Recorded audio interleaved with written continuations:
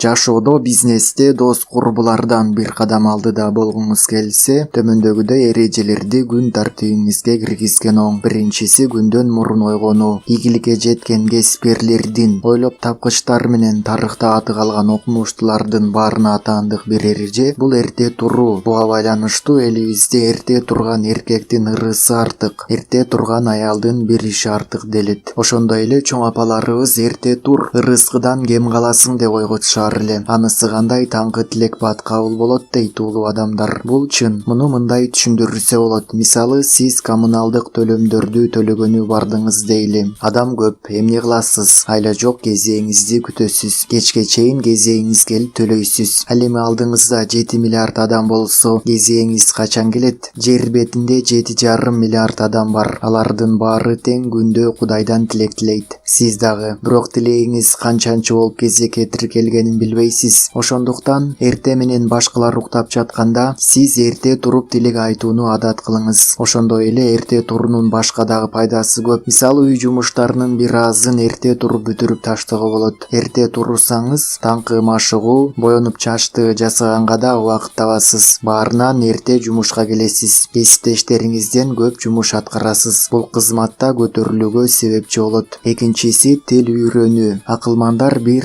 тил билген бир адам, эки тил билген эки адам деп айтып кетишкен. Ал эми Чехов мындай деген: бир тил билбеген адам өзүн паспортсуз жандай сезет. Замандаштарыңыздан бир кадам алдыда жүргүңүз келсе, тил үйрөнүңүз. Ал үчүн атайын курска баруунун кереги жок. Бүгүнкү күндө интернетте онлайн курстар жетиштүү. Өз алдыңызча тил үйрөнөм дегендерге да интернетте мүмкүндүк мол. Мейли күнүнө 10 сөз гана жаттап туруңузчу. Ошонун өзүндө сиз күнүнө бир сөз да жаттабаган досуңуздан көп билесиз. Үчүнчүсү китеп окуу. Китепти көп окусаңыз, өзүңүздүн кайсы жерде адашып жүргөнүңүздү билесиз. Андай болсо ар дайым билимиңизди арттырып, билбегениңизди үйрөнүүгө аракет кылыңыз. Ал эми ашыкча билим китепте. Азыр китепканада да, китеп дүкөндөрүндө да издегениңизди оңой таба аласыз. Эч болбосо интернеттен электрондук китептерди окуңуз. Досторуңуз YouTube'дан кино көрүп отурганда же болбосо дүйнөлүк желелерде эч пайдасы жок бирөөнүн постун окуп жатканда сиз пайдалуу китеп окуңуз. Мисалы, 1 жашар балага кандай массаж жасаш керек деген темадагы китептерди окуп, массаж жасаганды үйрөнүп алыңыз. Массажистке барып акча коротпой каласыз. Же болбосо гелди, лакты тырмакка боюунун эрежеси. Эреже боюнча интернеттен пайдалуу кеңештерди окуп үйрөнүүгө болот. Ошондо ай сайын сулуулук салонуна акча жумшабайсыз жана муну кошумча киреше булагына айлантууга болот. Көп жашаган эмес, көптү көргөндөн сура деген акыл кеп бар. 4-үнчү спорт менен машыгуу. Максатка жеткиңиз келсе, чарчап жалдыгып жарым жолдо калып кетпешиңиз үчүн дененин саламаттыгын алдыңкы орунга коюңуз. Денеңиз соо болсо, тоонуда томкора аласыз. Милдеттүү түрдө спорт менен машыгыңыз.